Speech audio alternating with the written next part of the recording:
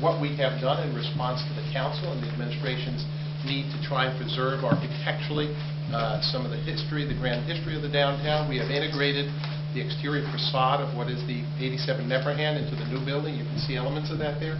Almost gives the impression that it's still there. But that is the facade with a parking garage to the rear. Parking does not have to be built unattractive. We've demonstrated and proven that in White Plains, where you can't tell if it's residential or it's parking. So a parking facade does not need to look like a concrete, shallow concrete structure. It can be attractive. In this case, we're going to build it in the way this rendering is indicated. Flip to page 16. You see the Case Justice Center proposal. Across the street, you see City Hall and the Government Center garage. Just to the south, you see our proposal. To the south and west, our proposal for the hotel office. You also see the expansive new parking, 1,400 parking spaces we're proposing. They would service River Park Center at ballpark peak times and retail peak times. Around the holidays, there'll be spillover parking. We will have an electronic system that will identify as the majority of traffic comes from east-west, what parking stations are open and which ones are closed, as we've done in, again, our other facilities. So this would be additional spillover parking for special events. It would also support the Criminal Justice Center and the court system and the like. And we have already identified how we will allocate those spaces. We've done, obviously, $27 million worth of work, so we better have some work product. And we also have, again, just to the right on that photograph, you see the new fire station, main fire station. It'll be built at the corner of New Main Street and Neverhand Avenue. Again, a location that was selected by and with the fire department. Page 17, a perspective rendering of the Neverhand Avenue view of the Government Center. I should say Case Justice Center facility. Flip over to 18. We're getting there. We're almost done. Let's talk about more specifics to your needs and concerns here this morning as it relates to an inducement resolution. Where are we in terms of IDA benefits? This is the total project cost of the project. When Bailey did $400,000. That excludes the publicly financed component of the project. This is private development, $1.4 billion. Estimated sales tax exemption, $31 million. Estimated mortgage tax, $19 million. We can get into more detail as to how we came up with our estimates. As you know, when you induce these projects, these are all estimates.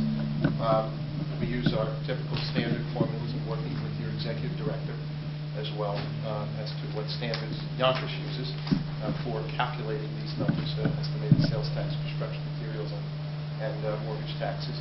And of course, we use your tax rates. Estimated cost of construction contracts on the job.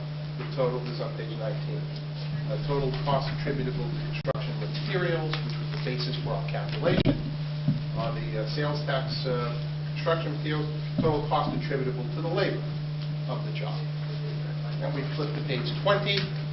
And we thought, again, this might be an easier way to go, just kind of going through your application for you, but we're doing it, I think, somewhat easier way. Job creation is important.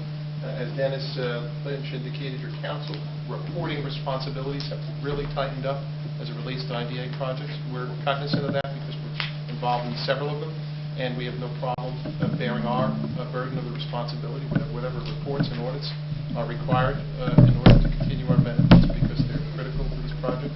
So we would bear that burden. 7,700 direct jobs, 5,570 jobs that are indirect, for a total of 13,271 jobs.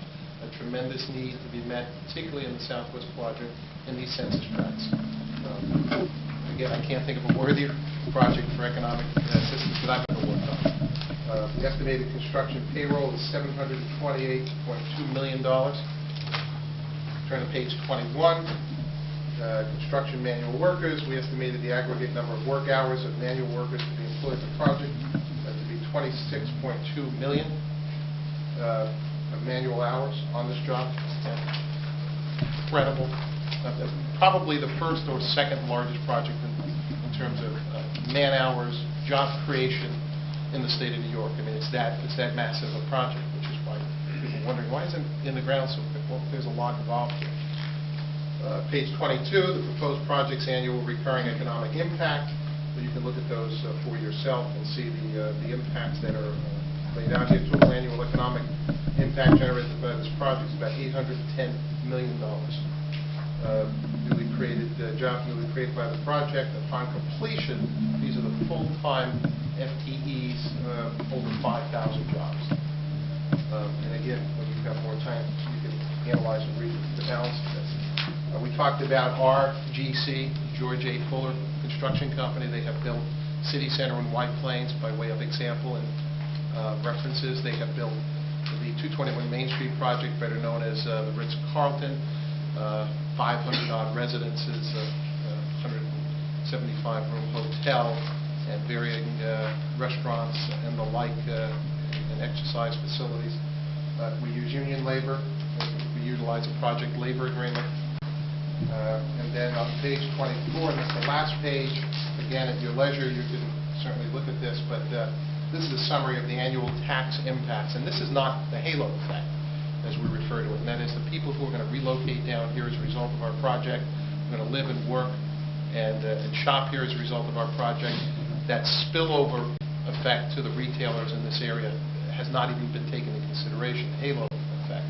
This is really direct tax impacts to the city, county, and federal government, as analyzed right here. In this case, actually, federal government. We have the state, county, and city. And then we have the MTA as well. So, again, you can see, I think this project speaks for itself in terms of its need, in terms of its scope. I think it needs to be this large to be effective. I think a Band-Aid approach don't work. You know that already. And so we appeal to you for your assistance in this project. Thank you. Thank you, Joe. Do you have any questions from the board members? I think it's important to understand something, too. I know you all understand it because you're involved in the IDA, but just last week I testified before the Joint Committee up in New York State, and one of the things I had to mention to them so that they understood the needs of an IDA and this kind of support for business is that we've just lost our third manufacturer in 2 years. Precision Valve announced that they're leaving the city of Yonkers after 60 years and moving down to South Carolina because, frankly, the state of South Carolina is much more aggressive and much more cognizant of the needs of businesses like that, and they're giving them what they need to make them move an entire operation over 100,000 square feet down to South Carolina. The alternative would have been to move their operation from down there up here. They chose to go down there because it makes more sense. From a business perspective, that's a problem for New York State. And in the last few years, we've now lost them. We've lost Forward Stamping, which is now down in Texas, and we lost World Class Films, which is now back in New Jersey. So, and those dollars turn over many times, manufacturing dollars. So the state's got to do something to retain and bring in more businesses. The IDA is one of those things that we have, one of those tools we have to make it easy for developers, and it's not easy, but easier for developers like this consortium of 3 developers building the city of Yonkers to allow Macy's to expand or Cross County or Ridge Hill or any of these major projects. If we don't have these, they're not coming here. And anybody who suggests that we're such a hot prospect that anybody would come regardless, look around you. This may be one of the only places where any projects are moving forward right now in the state of New York. And you don't have to take our word for it. Just take a look and see if that's the case. We can't afford to let projects like these not proceed. The future of the city depends on it. So I want to thank you for your working together and recognizing that and giving of your time. And frankly, to the developers for still committing the money that they're committing to this project in the city of Yonkers. We can't afford not to go hand in hand with this. Look around you. Every day, if you look at the Wall Street Journal right now, in their second section, there isn't a single good story. Every single story is about a company that's laying off significant numbers of people. We can turn that around in our own city, and that's exactly what something like this will do. Do we have any questions of the developer or the development? I guess the parking authority going to run the parking authority going to run the parking lots? The parking, that hasn't been determined yet. I mean, right now, yes, the answer would be yes, because under the charter, the parking authority would either run it, enter into an operating agreement, or